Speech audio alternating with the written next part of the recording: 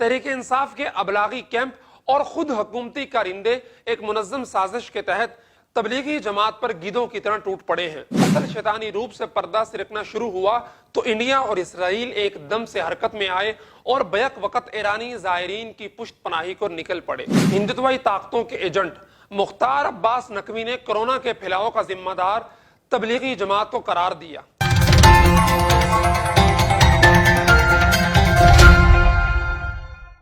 انتہائی لچر اور بیہودہ تہذیب مغربی کے راستے میں دو ادارے سدے سکندری بنے ہوئے ہیں، ایک مدارس کا ادارہ اور دوسرا تبلیغی جماعت کا سلسلہ۔ ان دو اداروں نے پوری دنیا میں تہذیب اسلامی کو زندہ رکھا ہوا ہے۔ مدارس تہذیب اسلامی کا علمی پشتیبان ہے تو تبلیغی جماعت تہذیب اسلامی کے اظہار کے پھیلاؤ کا سلسلہ ہے۔ مغرب اپنی تمام تر سازشی ذہنیت، میڈیا اور وسائل کے ساتھ ان دونوں اداروں پر حملہ آور ہے۔ پاکستان کے صدارتی ایوارڈ یافتہ اسکالر مولانا زاہد الراشدی نے اپنے کالم میں یہی بات برطانوی اخبار دی انڈیپینڈنٹ کے حوالے سے کہی تھی۔ ناظرین، پاکستان میں اس عالمی ایجنڈے کی تکمیل کے لیے تحریک انصاف کی حکومت کی بیساکھیاں مغرب کو ہمیشہ میسر رہی ہیں، جو استعماری مقاصد کی خدمت کے لیے کوئی بھی موقع ضائع نہیں ہونے دیتی۔ کرونا وائرس کی وبائی صورتحال میں بھی تحریک انصاف کے ابلاغی کیمپ اور خود حکومتی کارندے ایک منظم سازش کے تحت اسلام کی دعوت کی عالمگیر جماعت تبلیغی جماعت پر گیدوں کی طرح ٹوٹ پڑے ہیں۔ کہانی کچھ یوں ہے کہ پاکستان سے ہزاروں شیعہ نوجوانوں کو زیارات کے نام پر لوائے زینبون اور فاطمیون کے نیٹ ورک کے نیچے ایران لے جایا جاتا ہے۔ وہاں ان کو مقدسات کے تحفظ کے بہانے ایرانی توسیع پسندانہ جنگ کا ایندھن پورے مشرق وسطی میں بنایا جاتا ہے۔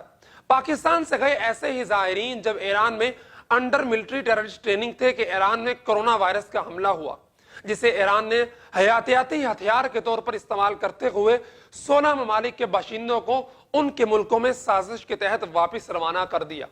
ولایت فقیہ کے خود ساختہ ڈھونگ کے رہبر معظم اور ان کے مقرب خاص نے اسے امام مہدی کے ظہور کا مقدمہ قرار دیا اور پاکستان میں بھی ہزاروں کی تعداد میں دہشت گرد سمیت کرونا زدہ زائرین کو پاکستان تفتان کی طرف دھکیل دیا۔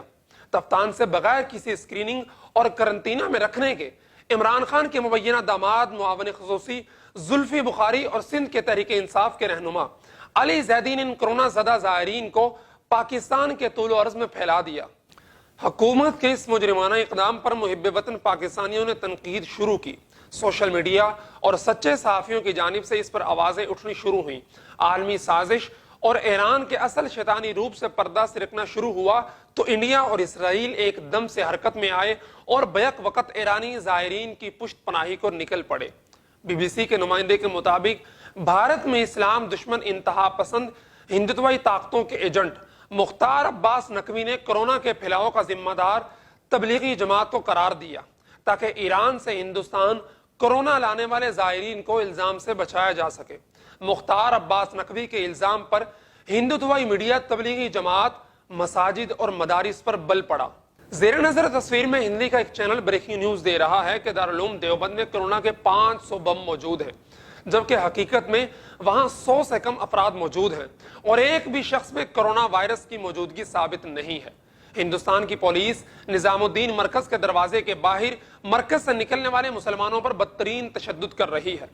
ہندوستان جب مرکز نظام الدین کو بند نہ کرنے پر سزاوار قرار دے رہا تھا، اس وقت انڈیا کے تمام تر بڑے ہندوتوائی مراکز وشنو دیوی، سائیں بابا، سدھی ونائک اور جین کا مہا کلاشور، کاشی وشناتھ اور سنسد چل رہی تھی۔ ادھر ہندوستان کا میڈیا دجالی لاؤ لشکر کے ساتھ تبلیغی جماعت پر پل پڑا تو دوسری طرف اسرائیل کا ایک اخبار بھی اسی دجالی پروپیگنڈے کو بڑھاتا ہوا نکل پڑتا ہے۔ اسرائیل کے اخبار میں ایک مضمون how Pakistan became a corona virus super spreader to the entire Muslim world شائع ہوتا ہے۔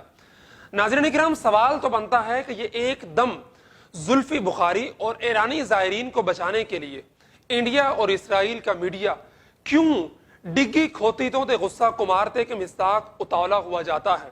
ایسے میں تحریک انصاف میں موجود ایرانی لابی اور لبرل صحافیوں کو بھی ایرانی خدمت کا موقع مل گیا۔ جیو نیوز اور ARY بظاہر تو رقیب چینل ہیں، لیکن تبلیغی جماعت کے خلاف یہ دونوں بھی مجانیاں پیڑا ہندیاں نے کے مستاق یک آواز ہو کر تبلیغی جماعت کی کردار کشی پر تل گئے ہیں، جن میں صابر شاکر चौधरी गुलाम हुसैन, शाहजेब खानजादा और डॉन न्यूज सरे फहरिस्त हैं। तहरीक इंसाफ की डूबती नाव को भी जैसे किनारा मिला और इस मामले में हुकूमत सिंध और तहरीक इंसाफ एक ही पेज पर आ गई। सिंध में हुकूमती पार्टी पीपल्स पार्टी में भी बड़ी तादाद में ईरानी वफादार अहले तशय्युअ मौजूद हैं, जिनकी नुमाइंदगी शैला रजा कर रही है और मुसलसल झूठ दजल पर मबनी ट्वीट तबलीगी जमात के खिलाफ कर रही है। हुकूमत ने ऐलान किया कि जिन लोगों ने तबलीगी इज्तिमा में शिरकत की थी उन सब का टेस्ट करवाया जाएगा। याद रहे कि ये जोड़ 10 मार्च को शुरू हुआ था और बारिश की वजह से 12 मार्च को ही खत्म कर दिया गया था। नाज़रीन, सवाल तो बनता है कि इससे 2 रोज पहले मुल्क में औरत मार्च के नाम पर भी लोग जमा हुए थे, क्या उनका भी टेस्ट करवाया जाएगा? औरत मार्च को कामयाब बनाने के लिए शाहजेब खानजादा, मुईद पीरजादा, मेरे मेजबान मंसूर अली खान, जी शाट की बानी गरीदा फारूकी और मारियम अहमद जैसे लोग मीडिया पर बैठकर उनके हक में दलाइल दे रहे थे। उन्हीं दिनों में PSL के मैचेस भी चल रहे थे जहां स्टेडियम में हजारों लोग मौजूद थे। क्या इन सब का भी टेस्ट करवाया जाएगा? याद रहे कि मैचेस को खाली स्टेडियम में करवाने का फैसला 13 तारीख और कैंसिल करने का फैसला 17 मार्च को किया गया था। डॉक्टरों के मुताबिक यह वायरस 14 दिनों में अपने असरात दिखाता है, लेकिन इस जोड़ को खत्म हुए आज 17वां दिन है। तो फिर कितने लोगों में इसके असरात जाहिर हुए हैं? सिर्फ पाकिस्तान में बेक वक्त 40 दिन और 4 महीने के औकात पर चलने वाली जमातों की तादाद तकरीबन 5000 है। इसके अलावा वो जमातें जो 1 साल पैदल के वक्त पर चल रही हैं, उनकी तादाद भी 4 से 500 के करीब है। फी जमात औसतन 8 से 10 अहबाब भी लगाएं। इस एतबार से बैक वक्त कम अज कम 50,000 आदमी जमातों में लंबे औकात के लिए चल रहे हैं। हफ्तावार सहरोजा की जमातें और मुकीमीन की तादाद को भी इनमें शामिल किया जाए तो बैक वक्त लाखों लोग मुल्क में सिर्फ तबलीग के उन्वान से नकल व हरकत कर रहे होते हैं। नाज़रीन, तबलीगी जमात अवाम की जमात है, इसलिए कल उनके हक में तबलीगी अमन के सफीर का ट्रेंड ट्विटर पर टॉप पर रहा और तहरीक इंसाफ, इंडिया, इसराइल और ईरान का मुश्तरका एजेंडा अपनी मौत आप मर रहा है।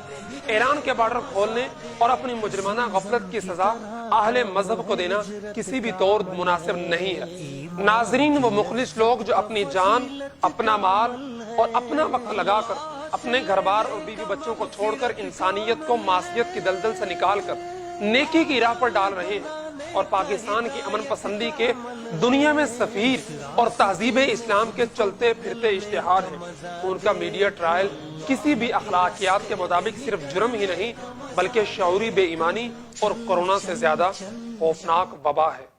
इसी के साथ अपने मेजबान अम्मार खान यासर को इजाजत दीजिए और देखते रहिए ज़ूम मीडिया।